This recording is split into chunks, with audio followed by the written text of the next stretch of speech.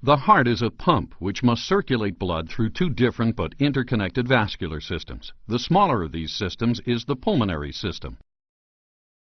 Blood returning from the upper part of the body is delivered to the right atrium of the heart by the superior vena cava, one of the body's two largest veins, while blood returning from the lower part of the body is delivered to the right atrium by the other major vein, the inferior vena cava.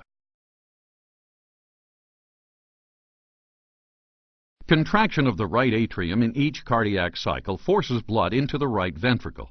This is followed by contraction of the right ventricle, which pumps blood into the pulmonary artery, sending it on through the blood vessels of the lungs.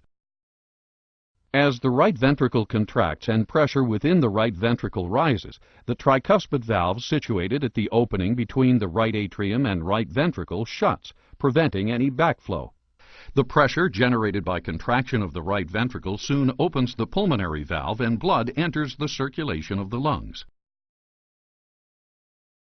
After passing through the circulation of the lungs, the blood, having been recharged with oxygen and having rid itself of carbon dioxide, is returned through the pulmonary veins to the left atrium.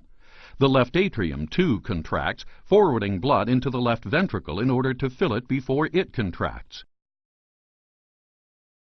As the powerful left ventricle contracts, the mitral valve shuts, preventing backflow into the left atrium.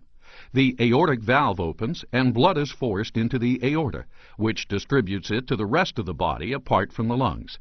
As the contraction comes to an end and pressure in the aorta falls, the aortic valve snaps shut to prevent backflow into the left ventricle.